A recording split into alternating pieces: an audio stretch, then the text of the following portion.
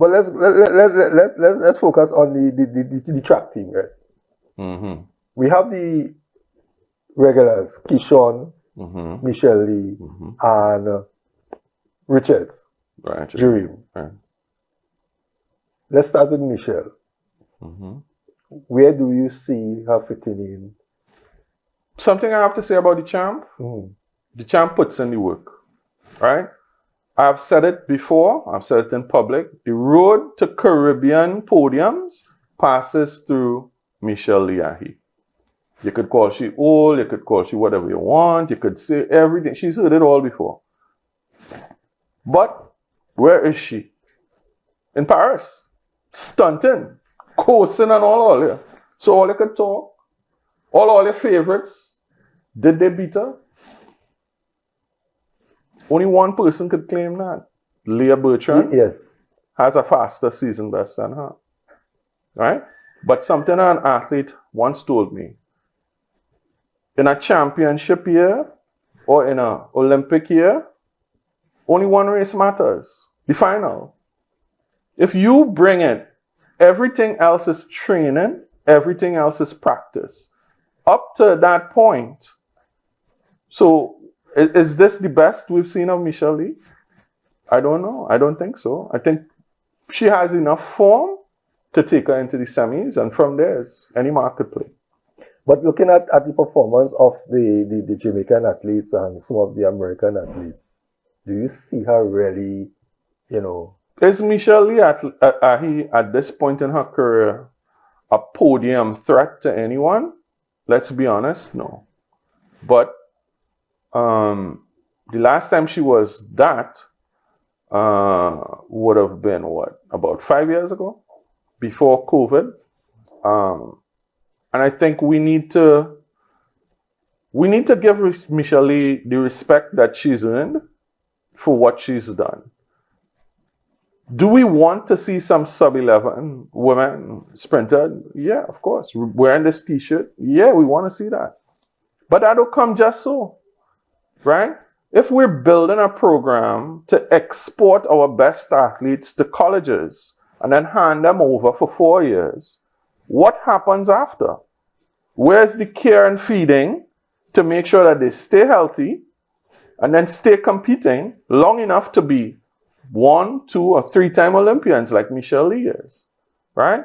That is something that the associations need to start thinking about because we're handing them off, right? Mm-hmm. I just saw Asha James. I went to the Atobolan Stadium. I saw her walking across. I don't know if they are training. Asha is the midfield general of the women's soccer team there now.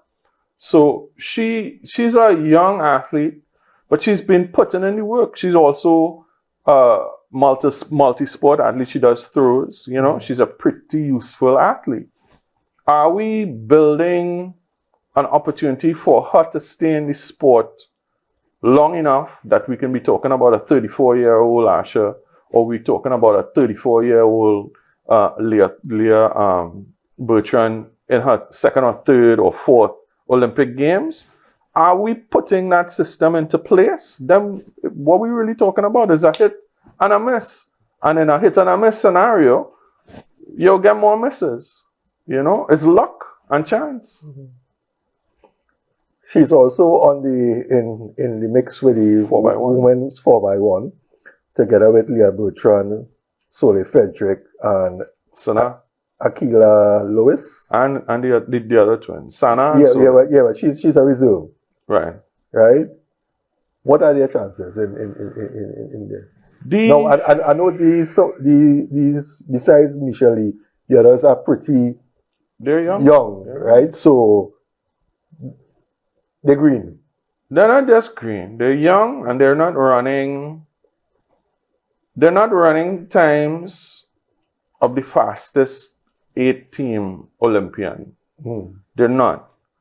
So we have to be cautious about our expectations. Is it a wonderful success story to see twin sisters? Only 53 other twin sisters have made it to the Olympics, and we have one. So we thank God for that. I do my work, man. I go and do my homework, my brother. Come on. We have a record. We have a very special situation with the twins, right? And haven't met their mom, haven't met their father to the point, but we stood in the same line in the airport, shook hands. But yeah, their mom, she speaks with me all the time online, and I can tell you this: they have a commitment to Trinidad and Tobago sport that is commendable because it requires a lot of sacrifice, right? They are basically giving away the Wheaties box because we don't have that. We don't have that support. So they are basically saying, hey, the only way I'm going to get paid as a Trinidad and Tobago athlete is if I get a medal and I get a bonus and I get a nice house, and then probably in 10 years I could sell it. That's their payday. That's the bet that they, as US-based athletes with dual citizenship, are going to make, right? The Ray sisters in the under 20, they're making the same bet. So we have to commend that. But does that change the fact that they're not the fastest on the team, and the team is not the fastest in the competition? No, it doesn't. What could happen on the day? I don't know. I am predicting at least they make it past the first round and into the final, and I think that in itself will be commendable. And once we're in a final, any Trinidad and Tobago athlete, the bad mind takes over, and God is still a Trini. So I will always say that we have an opportunity, and those women, all 5 of them, are fully mindful of what it is. Akila is the NCAA 4x1 champion with her Ole Miss team, and that means something. Yeah, it means something to her, and she is going to put it out there. I mean, she doesn't take days off. Even when she was injured, she was still hammering, still working, and her passion is, that athlete, that she doesn't get the kind of kudos and attention because she's competed injured so many times in college. This year is something, I think we're going to see something special from both Leah and Akila that will make us really proud. And if they click and they get that baton around the park, any mark could play, bro. Yeah, because in finals, baton could be dropped by other teams. Yeah. How many times Team USA dropped that baton? Exactly.